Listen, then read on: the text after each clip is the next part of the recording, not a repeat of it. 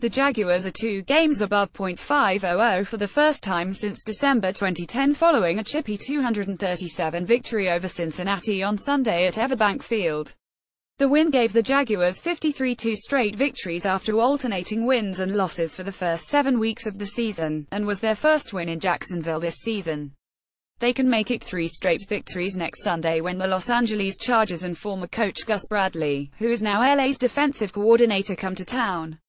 The Jaguars' top-ranked scoring defense proved again that its strong start to the season is no fluke, suffocating a Bengals 35 offense that mustered just 1 touchdown and was shut out after halftime. Cincinnati managed only 148 total yards of offense. Blake Bortles completed 24 of 38 passes for 259 yards and a touchdown, an efficient showing that kept the offense on track despite starting running back Leonard Fournette being made inactive for the game because of a team rules infraction. That move was announced Sunday morning. Josh Lambo, signed last month after the Jaguars cut Jason Myers, made each of his 3 field goals to back an offense that was productive for most of the game but stalled in the red zone several times.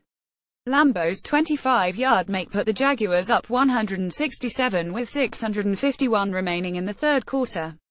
Jaden Mickens iced the victory with a 63-yard punt return touchdown in the fourth quarter. Mickens was promoted from the team's practice squad last month and flashed tremendous athleticism by making several players miss and doing a somersault into the end zone to cap the return. Chris Ivory rushed for 69 yards on 20 carries and added 3 catches for 34 yards while starting in place of Fournette. The end of the first half was marred by a fracas that began when the tempers of Jaguars cornerback Jalen Ramsey and Cincinnati receiver A.J. Green boiled over.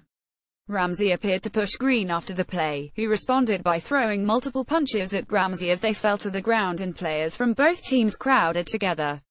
Green and Ramsey were both assessed penalties and disqualified following a delay that lasted several minutes and involved multiple players drawing at one another. Beyond the brief melee, the Jaguars put together one of their best offensive halves of the season and led 137 at halftime. All 4 of their first half drives were solid. Fourth possession, Lambo booted a 56-yard field goal with less than a minute remaining in the half to put the team up 137. Third possession, Bortles found Lee for a 3-yard touchdown, his first score of the season, to cap an impressive 15-play, 96-yard drive.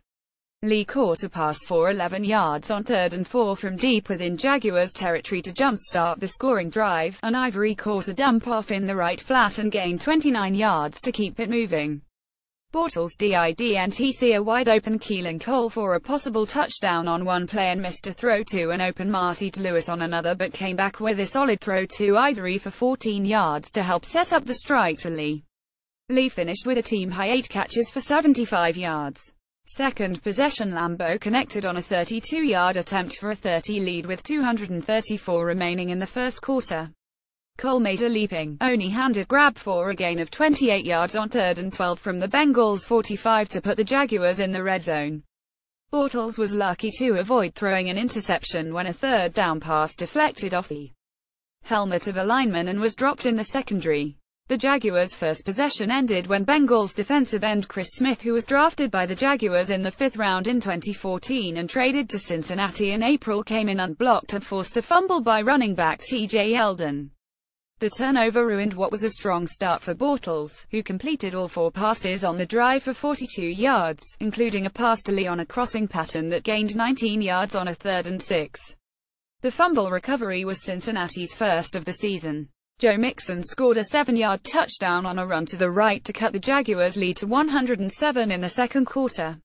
Mixon's score was set up by a 59-yard completion from Dalton to tight end Tyler Kroft, who got free after linebackers Miles Jack and Paul Posluszny appeared to collide while trying to bring him down. The big gain moved the Bengals to the Jaguars' 19, and they scored 3 plays later. The rushing score was Cincinnati's second of the season. Philip Heilman 904-359-4063